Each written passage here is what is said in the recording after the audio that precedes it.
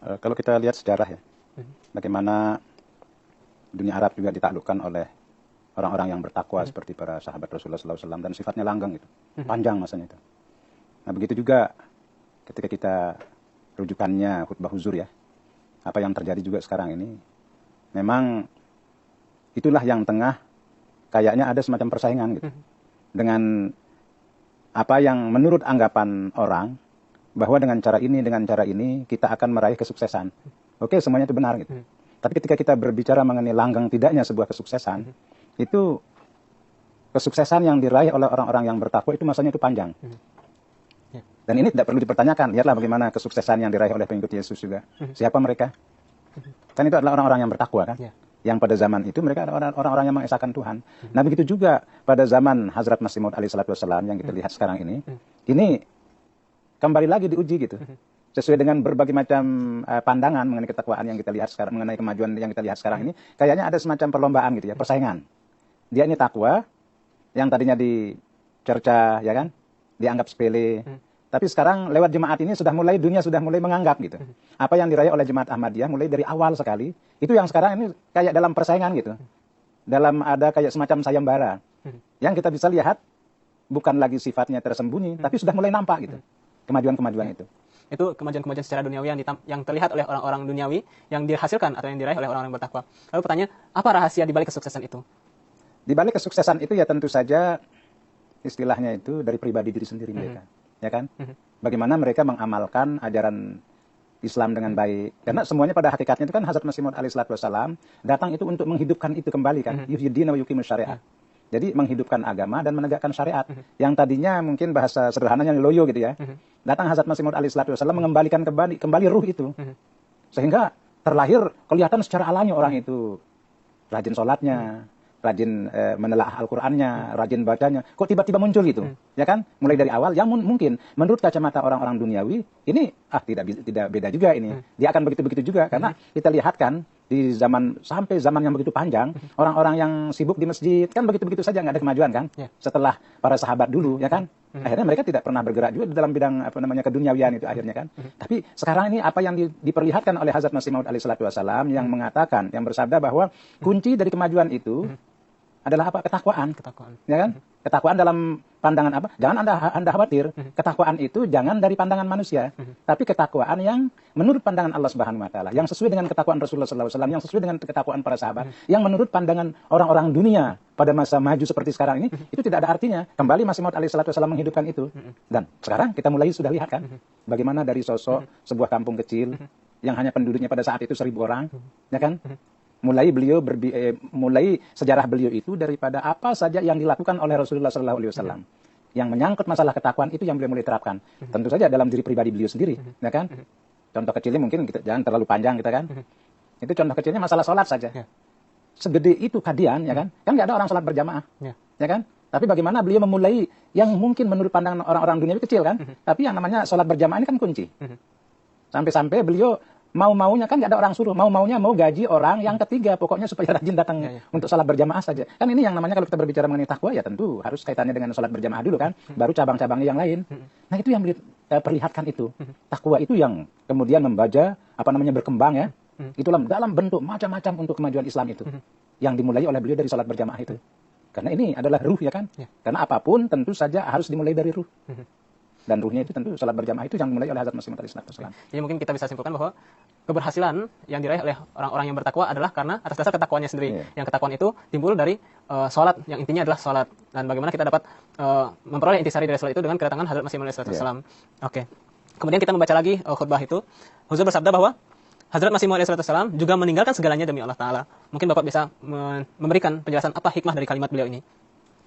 Itu kalau saya perhatikan bisa iya gitu, bahwa Hazrat Masih Maud alaihi salatu wassalam meninggalkan segala-galanya demi untuk sebuah tugas luhur ya. Tapi kalau kita lihat, ini permasalahan alami yang beliau lakukan. Tidak ada istilahnya itu kalau kita bisa katakan mutlak beliau meninggalkan itu kan, meninggalkan dunia itu. Karena beliau itu kan lahir dari hal-hal yang umum juga kan. Tapi beranjak dengan cinta beliau kepada Islam, ini mulai baca, ya kan. Di situ kita bisa lihat mulai dari secara alami gitu, kecintaan beliau itu.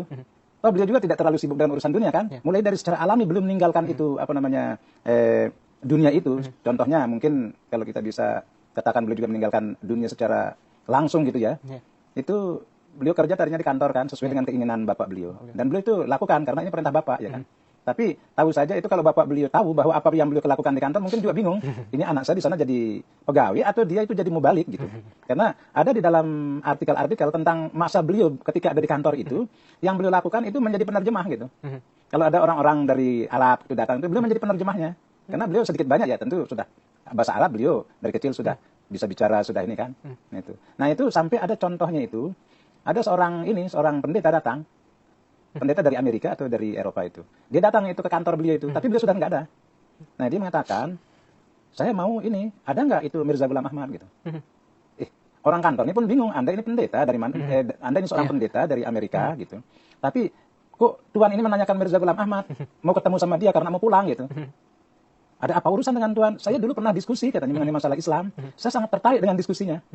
Ini pendeta coba bisa bayangkan. Jadi kita bisa bayangkan, beliau berada di situ pun juga tidak lepas dari kecintaan beliau kepada Islam. Jadi kalau orang mengatakan kecintaan beliau sudah dewasa, sudah tidak, tapi mulai dari awal sekali.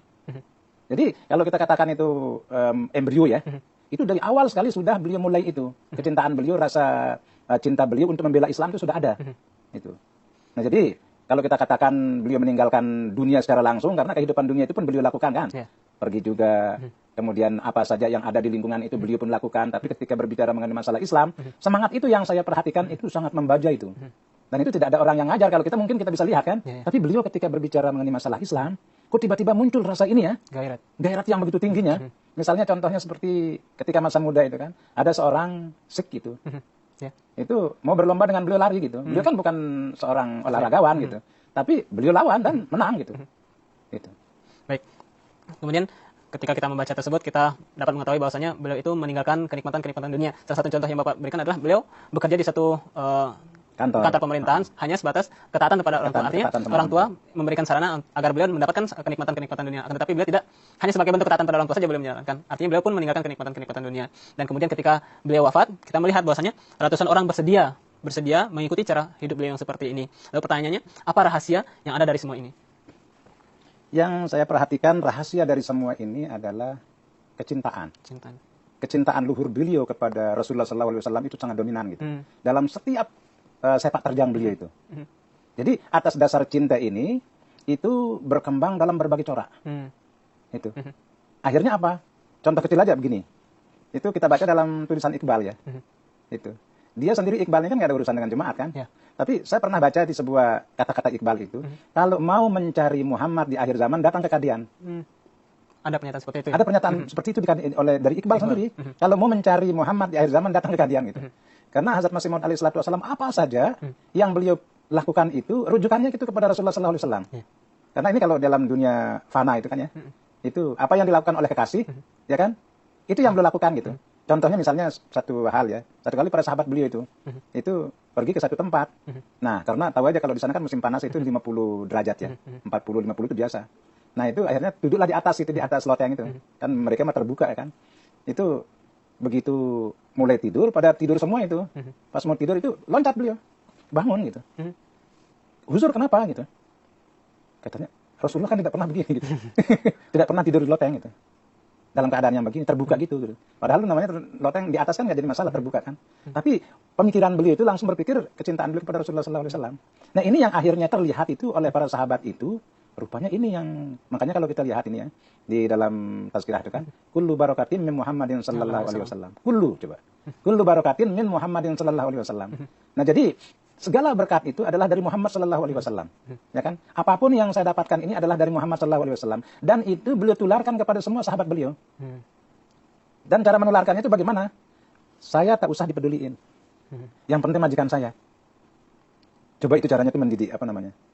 Kalau ada orang yang mencaci maki saya, kalian itu tak usah bertengkar dengan dia, biarin aja. Ini salah satu cinta beliau. Yang penting ini junjungan saya, kalian itu ini ikutin. Apa yang saya ikutin itu kalian harus ikut. Muhammad sallallahu alaihi wasallam, Hazrat Muhammad sallallahu alaihi wasallam itu yang kalian ikutin. Itu makanya pernah sekali itu seorang sahabat beliau mengatakan kepada beliau, tadi saya bertengkar karena ada orang yang mencaci maki Tuhan. Saya bertengkar dengan dia sejadi-jadinya. Itu beliau mengatakan bahwa ngapa-ngapain kamu bertengkar membela saya katanya. Biarin aja, jangan kamu bela saya. Nah ini sahabat ini rupanya tambah spanningnya itu naik itu, lebih naik lagi spanningnya ini. Ya. Marahnya sahabat ini. Nah, katanya itu, Tuan, kalau kita mau bela Tuan mengatakan tak usah bela saya. Kalau Tuan pas ada Rasulullah SAW yang dicaci maki, Tuan itu seperti singa katanya itu. Membela dia itu. Lupa semuanya istilahnya itu. Nah, jadi keadaan beliau ini rupanya sumber dari semua kemajuan. Ini kan transparan, ada di hadapan para sahabat kan. Akhirnya kita lihat kan. Bukan hanya dampaknya mencintai Rasulullah SAW saja, karena ini kan merupakan akumulasi dari semuanya itu, kepada beliau juga pun mati-matian orang. Sahabat-sahabat beliau pun semuanya mengikuti, ya kan? Akhirnya apa? Kemajuan kan demi kemajuan. Karena pada hakikatnya ini cinta kepada Rasulullah SAW inilah yang mempersatukan kita. Yang diajarkan oleh Hazrat Masih Maud alaihi salatu wasallam. Tak usah peduli sama diri sendiri gitu. Yang penting ini junjungan saya itu kalian harus agungkan. Dan itu yang kelihatannya itu berbuah lezat itu di dalam jemaat ini. Dasar kecintaan kepada Rasulullah SAW yang terlihat di dalam diri Hazrat Masih Maud, dan akhirnya semua sahabat itu pun ikut gitu. Akhirnya cinta ini bermuara dalam berbagai macam corak. Tidak mengenal lelah itu. Kayak contohnya itu yang menarik, karena saya baru pulang dari London ya. Yang menarik ini Hazrat Khalifatul Masih keempat itu. Ini pun semacam gurauan juga. Hazrat Khalifatul Masih keempat ini sedikit saja nama junjungan kita Nabi Muhammad SAW disebut, itu suara beliau itu sudah mulai parau kan. Itu terdengar, itu kecintaan itu yang begitu membaranya gitu. Jadi apa saja yang berkaitan dengan Rasulullah SAW itu langsung beliau ini, ya kan? Lupa itu pada dirinya itu. Nah itu makanya katanya itu Rasulullah SAW ketika pergi ke Mi'raj itu kan, itu beliau dihidangkan air susu gitu.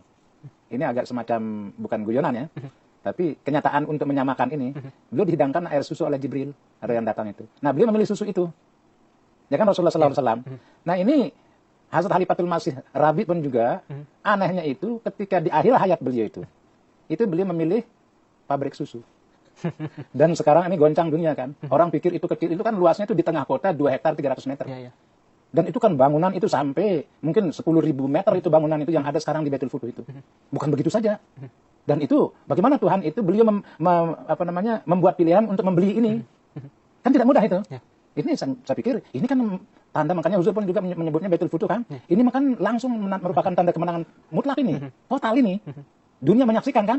Kenapa? Karena ini bukan bangunan kecil kan. Di tengah-tengah kota baru jemaat itu sampai mempunyai bangunan sampai 10.000 meter kan, bukan kecil. Lebih malah. Saya lihat Baitul Futuh itu ada yang sampai 4 tingkat itu. Coba pikir aja. Bukan kecil itu. Bahkan lebih dari 10.000 meter itu bangunan itu.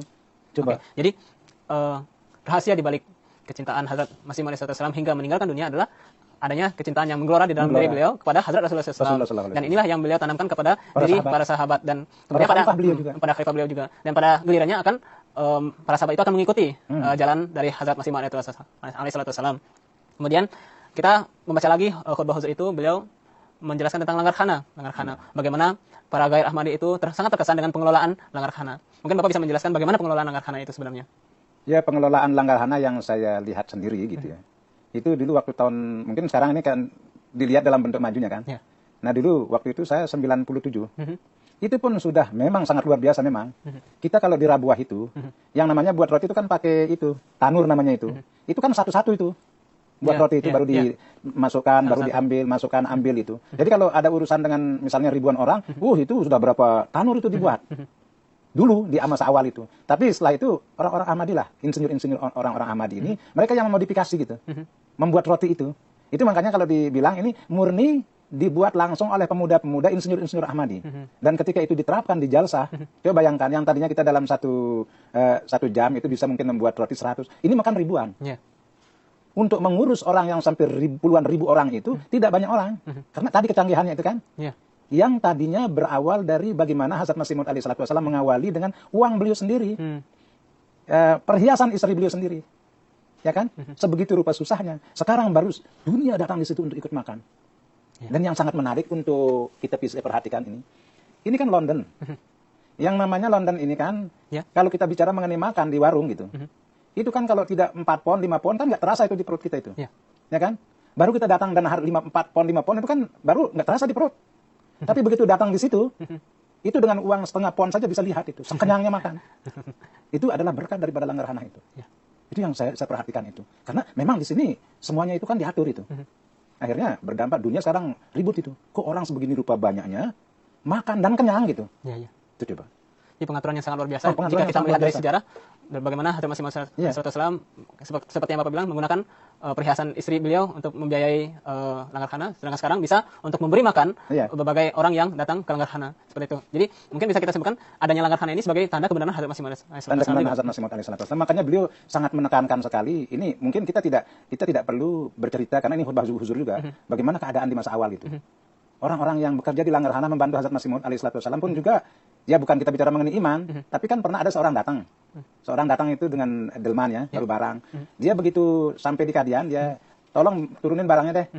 Ini sahabat ini mengatakan, nanti kita turunin gitu. Artinya tidak respon kan ini? Ya. Nantilah kita turunin, pokoknya Tuhan turun aja dulu. Dia ini merasa karena sudah jalan 2.000-3.000 kilo, jauhnya itu orang ini. Sampai di Kadian mendapat ucapan yang seperti itu, dia pun tidak banyak masalah, dia pun balik bawa barangnya itu. Sampai ini kepada Hazrat Masih Maud alaihissalam bahwa ada orang datang, baru dia balik. Dikejar sama beliau.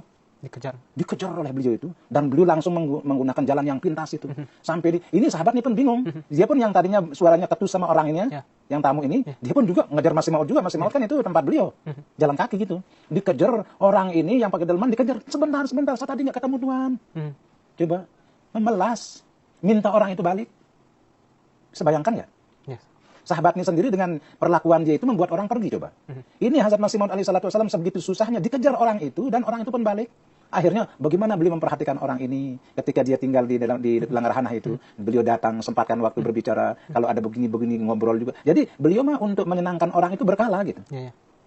Yang tadi itu saya tidak tahu Tuhan itu datang. Bayangkan apa urusannya menyenangkan orang ini kan? Itu saya lihat itu memang kecintaan kepada hamba Allah yang namanya nabi-nabi Allah itu, urusan-urusan Allah itu alami gitu. Jadi kecintaannya sebegitu rupa, nabi itu ya sebagaimana kecintaan Allah Subhanahu wa taala kepada umatnya begitu. Malahan lebih kecintaan ibu kepada anaknya gitu. Itu yang namanya nabi Allah itu. Baik, kemudian kita kembali lagi kepada khutbah Huzur. Di dalamnya Huzur mengatakan satu sabda yang saya kutip di sini. Beliau bersabda bahwa perbandingan antara kondisi sekarang dan di kemudian hari merupakan salah satu tanda kebenaran dari Hadrat Masih Maud alaihissalam. Mungkin Bapak bisa memperjelas maksud dari kalimat yang sabda yang beliau sampaikan ini. Iya, kondisi sekarang tentu saja itu kaitannya dengan zaman Hazrat Masih Maud alaihissalam. Kita bisa lihat mungkin sampai di dalam sebuah syair beliau itu ya. Bagaimana beliau mengawali Langgarhana ya kan? Bagaimana keadaan beliau di masa awal secara pribadi. Sampai beliau mengatakan, dulu makanan saya itu adalah bekas-bekas roti ya. Bekas-bekas roti itu. Kemudian sekarang family, enggak kehitung family itu datang untuk makan di langgar saya. Dulu saya sebegitu rupa susahnya gitu istilahnya itu. Nah sekarang sudah keadaannya begini. Jadi beliau sebagai orang utusan Allah, rasa syukur itu kan, dan beliau lihat sendiri gitu. Mulai dari keadaan yang tidak ada menjadi ada. Itu. Mungkin salah satu contohnya tadi Langgarhana itu ya, Langgarhana itu. dari yang beliau biayai sendiri sampai membiayai orang makan. Membiayai orang makan. Mungkin kalau sekarang kita, dulu kan di zaman Masih Maud ya mungkin itu hanya 10-20 mungkin lah 100 orang sehari kan. Tapi kan sekarang bisa lihat. Di berbagai dunia ada Langgarhana seperti di berbagai negara. Juta-jutaan itu orang makan itu di Langgarhana beliau. Coba kita bisa bayangkan itu. Bagaimana jalsah. Bagaimana di setiap negara di dunia ini, setiap orang yang datang di jalsah itu kan juga tamunya Masih Maud, langgarnya Masih Maud kan.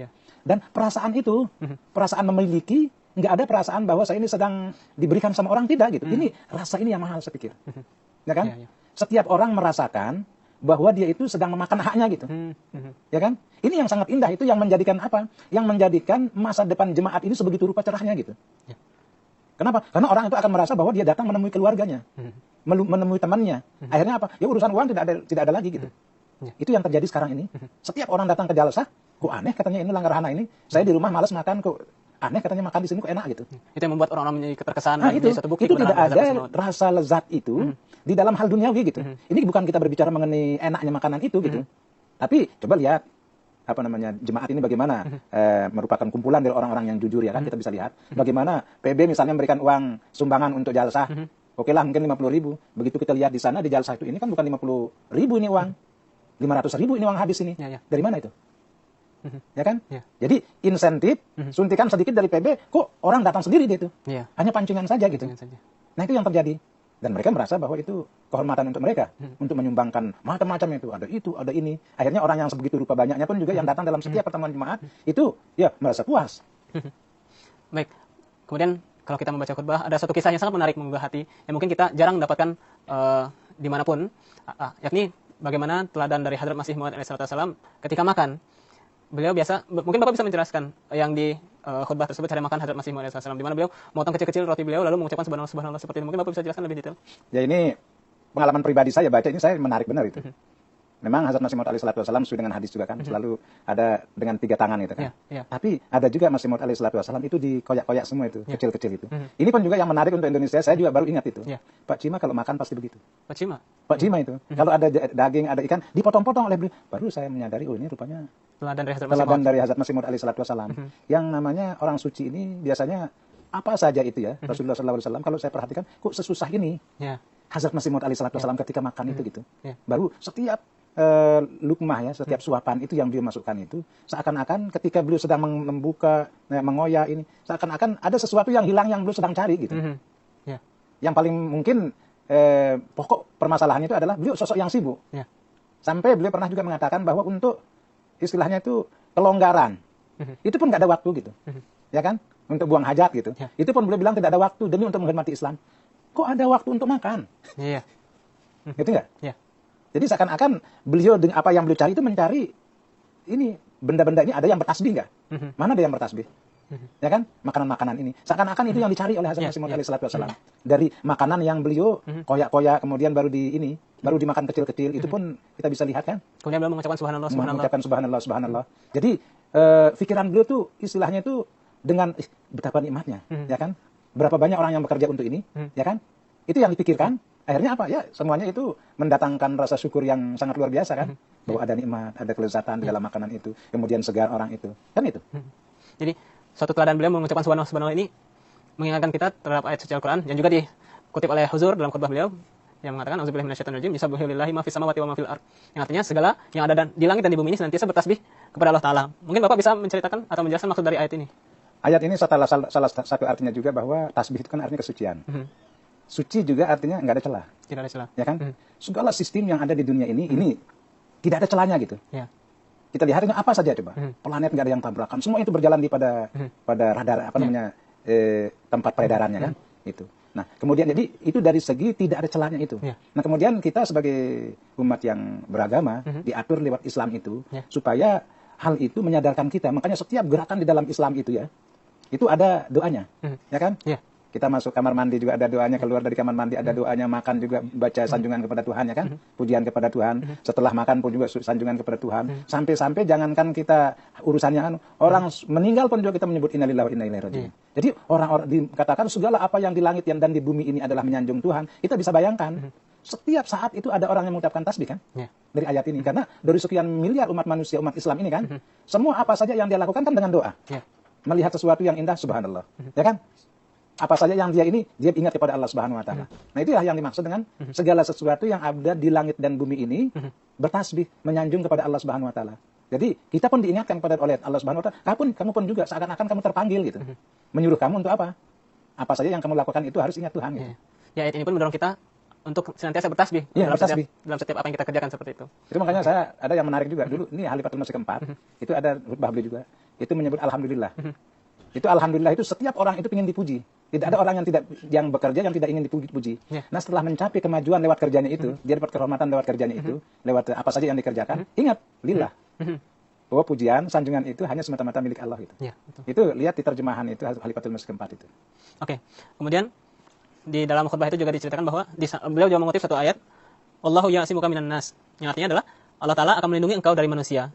Jadi di sini orang-orang yang senantiasa dekat dengan Allah Taala senantiasa mendapatkan perlindungan dari Allah Taala. Mungkin Bapak bisa menceritakan satu kisah atau contoh dari penyempurnaan dari ayat ini.